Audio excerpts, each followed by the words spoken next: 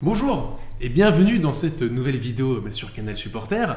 À quelques heures de PSG Marseille, on va un peu revenir sur ce match qu'attendent tous les Parisiens et tous les supporters marseillais. On va faire un peu un avant-match, comprendre un peu les dynamiques de chaque club, Marseille comme Paris, et puis pourquoi pas faire un petit pronostic avec Théo. Salut Théo. Exactement, salut à toi, on va parler de tout ça, évidemment, un avant-match autour de Marseille-PSG, ça fait rêver, et surtout quel plaisir d'avoir enfin un petit peu d'enjeu dans ces classiques. Ça nous avait manqué ces dernières années qui avaient perdu un petit peu en saveur, et puis depuis l'année dernière, et depuis, il faut le dire, la victoire de Marseille au Parc des Princes, eh bien, il y a une tension, une rivalité qui revient d'autant plus, et ça va faire partie évidemment des enjeux de ce match et de notre argumentation également. C'est clair. Pour commencer, déjà à chaud comme ça, comment tu le sens ce petit match? Écoute, moi, avant toute chose, et ce qu'il faut faire vraiment à chaud, c'est s'abonner à la chaîne. Très bon réflexe toujours. N'est-ce pas? Voilà, il faut s'abonner à la chaîne. On arrive bientôt aux 2000 abonnés. On fait, vous voyez, de plus en plus de vidéos, de plus en plus de concepts un peu inédits. Donc voilà, pour nous donner de la force à nous développer. Voilà, de plus en plus s'abonner, mettre le petit pouce, un petit commentaire, ça nous aide dans le référencement. Et donc pour revenir au sujet, comment est-ce que je sens ce match? Eh bien écoute, c'est assez particulier parce que Paris quand même réussit un début de saison comptablement assez parfait. Que ce soit en Ligue des Champions, en championnat, ils n'ont qu'une défaite et très un match paradoxal. nul. C'est ça, mais dans le jeu c'est possible. De l'autre côté, en tout cas, on avance que Marseille a une dynamique positive, dynamique pas si positive que ça, parce que avant leur belle victoire contre Lorient, Marseille sortait donc d'une défaite contre Lens, une défaite contre Lille, un match nul contre Angers. On parle beaucoup de cette dynamique marseillaise, mais dans les résultats, c'est pas extraordinaire. C'est ça, c'est des résultats en dents de scie, même si à l'arrivée, là, ils vont essayer de chercher, pourquoi pas, la deuxième place s'il y a un faux pas de Lens contre Metz, qui n'est pas non plus assuré. Mais quoi qu'il en soit, on en parlait déjà en off, Marseille va arriver avec le couteau entre les dents, et pour eux, c'est un match capital, c'est le cas de le dire. Et souvent, ce genre de réussite, comme l'année dernière, ça représente limite le match de la saison pour eux, qui en plus là, en termes de classement, de points, etc., ça représente beaucoup. Et puis au-delà des résultats en dents de scie de Marseille, quand même, dans le jeu, ils sont plutôt surprenants. C'est un jeu qui fait plaisir à voir de façon objective, on va dire, mais surtout, il y a moins d'attentes qu'avec le Paris Saint-Germain, c'est-à-dire que Paris a un tel effectif qu'on en attend forcément plus, et quand on fait un petit bilan là à quelques heures de ce Marseille-Paris Saint-Germain, Paris a plutôt déçu dans le jeu, malgré un bilan comptable excellent. Marseille, c'est un petit peu l'inverse. C'est des résultats un petit peu en dents de scie, mais dans le jeu, c'est cohérent, et tu as une équipe qui, à chaque poste, quasiment s'est renforcée. Cette équipe est complète sur toutes les lignes, et puis avec Sampaoli, tu as quand même une idée, une philosophie de jeu qui commence à se développer, et on va voir aussi si Paris, comme contre Leipzig, va essayer de s'adapter avec pourquoi pas une défense à 3. C'est ce qu'on attend aussi avec Ramos. Là, il est toujours pas là. Non, il est toujours pas là. Est-ce qu'on va l'attendre pour tenter ce genre de dispositif? Moi, je sais pas, parce que en même temps, je me dis que Marseille, quand même, contre des équipes qui étaient un peu plus fortes dans ce championnat, ils ont quand même galéré. Ils ont galéré contre ce qu'on disait tout à l'heure, contre Lille, contre Lens. En Ligue Europa aussi, ils sont en difficulté. On a vu le match contre la Lazio. Alors certes, la presse italienne a salué la performance des Marseillais, mais en deuxième mi-temps, Marseille aurait pu, ils s'en sortent très bien, ils auraient pu encaisser un but et donc perdre cette rencontre. Donc je trouve qu'on en fait beaucoup depuis quelques semaines sur Marseille. Je pense que Paris, encore une fois, et c'est souvent le cas, si Paris est juste à un niveau plutôt convenable contre Marseille et qu'ils mettent l'agressivité, alors à ce moment-là, je pense qu'il n'y aura pas de souci pour le PSG. Maintenant, à voir, encore une fois, je pense que ça dépend vraiment que du PSG. C'est ça, les clés, elles sont vraiment dans la poche de Pochettino justement, et de ce Paris Saint-Germain qui, avec un tel effectif, a forcément, avant le match, l'avantage sur Marseille qui, aussi convaincante soit-elle, cette équipe est en dessous du Paris Saint-Germain, et donc Paris, à tout moment, mais c'est le cas depuis le début de la saison, s'ils ont envie de prendre le match à leur compte et qu'ils se réveillent, Paris peut écraser tout le monde comme le faisait le Paris de Laurent Blanc il y a quelques années, etc. L'effectif est encore meilleur que celui de Laurent Blanc quand tu regardes tous les joueurs qu'il y a. Après, il faut trouver ce fameux équilibre, c'est la problématique de cette saison, et donc voilà, dans le jeu pour l'instant, Marseille sont à prendre au sérieux. Et à domicile dans un stade plein aussi, c'est ce qu'il faut dire, c'est que l'année dernière quand on a gagné 2-0 à Marseille, le stade était vide, là le stade est plein, il n'y a pas de supporters parisiens. C'est un mythe, encore une fois, le côté Enfin, Paris va être impressionné par le Vélodrome. Bon, mais c'est pas tant impressionné, c'est Marseille qui va être boosté. Oui, mais bon, on nous dit ça chaque année, on nous prévoit toujours le pire. Et puis finalement, on se rend compte que la seule victoire de Marseille sur ces quasiment 10 dernières années, ça a été au Parc des Princes, paradoxalement, jamais à Marseille. Avec un stade vide dessus. Oui, non, mais les 9 dernières années, le stade était plein. Certes, mais encore une fois. Donc en fait, ce que je veux dire, c'est que en plus de ça, tu as des joueurs justement comme Messi qui connaissent quand même l'importance de ce genre de match. Il y a le vote du Ballon d'Or qui arrive. Si Messi arrive à marquer les esprits dans ce genre de rencontre, comme il l'a fait contre Leipzig, comme il l'a fait contre Manchester City, bah, c'est aussi bénéfique pour lui, aussi pour son intégration auprès des supporters. Je pense que voilà, j'imagine que dimanche matin aussi, il y aura des supporters qui seront au Bourget pour aller les encourager. Donc ils seront déjà un peu dans le mood, on va dire, les Parisiens. Donc, à la limite, je me fais pas trop de soucis là-dessus. Moi, j'espère que c'est un point de vue de l'agressivité. J'espère que Paris répondra enfin présent parce que souvent, on a vu des Parisiens un peu se laisser faire et souvent être dans la mauvaise agressivité, comme on l'avait vu au Vélodrome lorsque Neymar s'était fait expulser. Même à Paris, quand Neymar s'était fait expulser avec Kurzawa, où ça avait très très mal fini cette rencontre. Donc, comme tu le dis, oui, il va falloir répondre avec de l'agressivité. Sans tomber dans le piège du Vélodrome. Justement, c'est là aussi où je parle de cette importance du public. C'est qu'on se souvient même de Neymar il y a quelques années où le public le gênait sur chaque corner, etc. Il va falloir rester vraiment focus dans ce match. Et si Neymar, d'ailleurs on va développer ce sujet juste après, si Neymar est amené à être titulaire, ça va être un des points très, très importants de ce match. Neymar, il peut justement prouver qu'il est passé à autre chose. Il y a sa confrontation avec Alvaro. Il faut que vraiment il réponde dans le jeu et pas en étant à bout de nerfs, quoi. Parce qu'entre le public, entre Alvaro et peut-être, je sais pas, des petites erreurs d'arbitrage, etc. C'est le genre de match où voilà, il faut montrer qu'on est vraiment à fond et qu'on veut le résultat à tout prix. Est-ce qu'on met Neymar? Est-ce qu'on met une défense à 3? Parce que c'est ce que est de plus en plus évoqué dans les médias. On a vu que le PSG avait su retourner la situation en passant à 3 défenseurs avec l'entrée de Danilo Pereira. En tout cas, ils ont endigué les vagues de Leipzig. Après, dans le jeu, c'était pas non plus incroyable offensivement. Non, mais disons que Paris a marqué 2 buts, aurait pu en marquer même un 3e sur penalty. Ce genre de dispositif de réponse de Pochettino, ça sert à contenir l'équipe adverse et aussi à la pousser à la faute, comme on l'a vu contre Leipzig. Et moi, je vois bien ce Paris Saint-Germain-là peut-être pousser les Marseillais à la faute.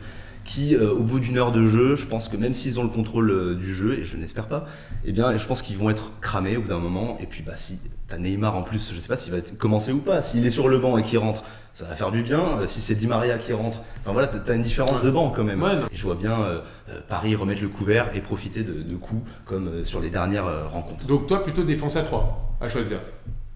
J'avoue que depuis le début de saison, je suis pas trop fan de ce débat de la défense à 3 avec Ramos, etc.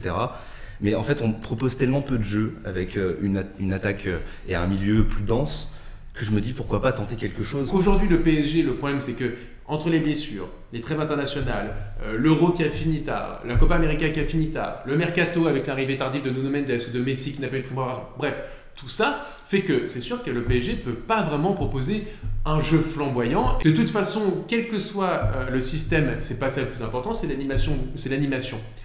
N'est-ce pas Thomas Tuchel? Exactement, voilà, 4-4-2.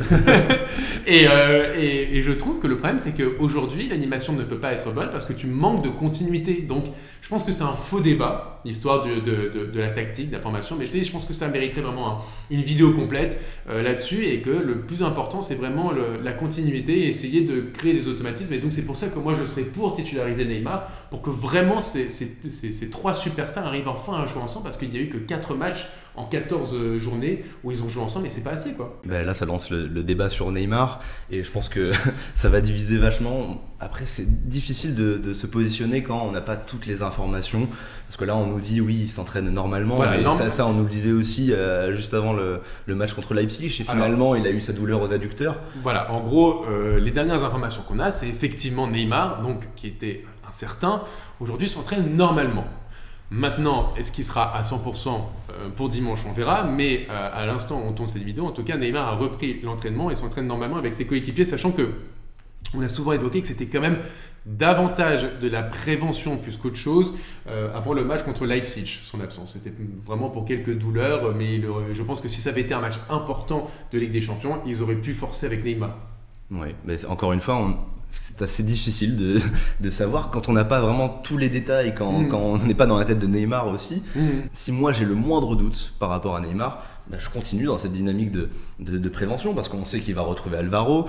Contre Marseille, c'est le genre de match où il sort de ses gonds et où il a eu quand même 2 cartons rouges depuis son arrivée au Paris Saint-Germain. Une grosse blessure aussi en Coupe de France, si je dis pas de bêtises, où il a été éloigné des terrains pendant très longtemps. Voilà, c'est un match physique et donc s'il y a le moindre doute, si ok il s'entraîne normalement mais qu'on sait qu'à tout moment ses adducteurs peuvent péter, je préfère aligner Di Maria avec Messi et Mbappé, ne pas prendre le moindre risque et pourquoi pas le faire rentrer. Après si il est en état de forme, s'il est vraiment à 100% et qu'il même s'est préservé parce qu'il a envie de jouer ce genre de match, bah vas-y mon gars, t'aimes les grands matchs, c'est le moment aussi de se trouver un match référence dans cette saison et c'est clairement le genre de match s'il y a une belle performance. Et c'est pour ça aussi que je parle de pourquoi pas essayer la défense à 3, c'est que si ça marche bien, ça peut justement favoriser un nouvel élan, etc. C'est vraiment le genre de match qui peut déboucher sur quelque chose. En même temps, dites-nous, vous dans les commentaires, est-ce que vous titulariserez ou pas Neymar pour cette rencontre? Moi, je pense qu'il faut le titulariser parce que je pense que Paris doit quand même développer des automatismes. Ils n'en ont pas assez. En défense centrale, tu mettrais qui? Est-ce que tu titulariserais de nouveau Danilo Pereira? Ou est-ce que tu mettrais peut-être un Thilo Kehrer ou un Abdou Diallo qui jouerait enfin à leur poste au lieu de jouer latéral? Bon, évidemment, dans le cas où il y a une défense à 3, dites-nous vous dans les commentaires, est-ce que vous préférez Kehrer, Diallo, Danilo Pereira ou voire juste garder une défense à 4? C'est là où je me dis que finalement la défense à 3 elle est peut-être pas prête au jour d'aujourd'hui à être lancée, surtout dans un très grand match comme ça. Si t'as Ramos, évidemment, moi j'ai envie de l'essayer cette défense à 3, même si j'en tire pas forcément de conclusion. Mais c'est vrai que là, Kehrer, il est titulaire en sélection nationale, il a fait un bon début de saison, mais on ne le voit pas depuis quelques matchs. C'est un petit peu dommage parce qu'on a envie d'avoir cette option Kehrer, de se dire si on a besoin d'une défense à 3, allez, lançons Kimpembe, Kehrer et Marquinhos. Moi, c'est ce qui me semble le plus logique, parce que Danilo, quand il fait des entrées, il est très bien pour rentrer et conserver un score. Mais alors là, de le lancer directement, ça peut marcher, mais on est trop dans l'inconnu. Mais est-ce qu'on n'aurait pas besoin justement d'un mec comme Danilo pour son jeu de tête, défensif comme offensif? On sait qu'il a pu marquer dans des matchs importants. Je me souviens. Rien que contre Angers, c'est celui qui revient à la marque. Exactement. À l'époque de Thomas Tuchel, je pense que ça aurait été vraiment une grosse possibilité de l'aligner. Encore une fois, là, Danilo, il a joué que très peu de matchs. Ça serait très surprenant de le voir débuter contre Marseille, qui représente la plus grosse échéance en Ligue 1 de ce début de saison. Donc, il y a eu Lyon quand même. Il y a eu Lyon, mais niveau enjeu, je pense que c'est ce match-là, surtout après ces 2 mois de compétition où on se pose beaucoup de questions autour de ce Paris Saint-Germain. Il y a une hype autour du jeu de Marseille. Donc ce match, Payet en rigolait, enfin non, nous on en rigolait surtout, mais Payet disait que c'était un match niveau Ligue des Champions pour Marseille.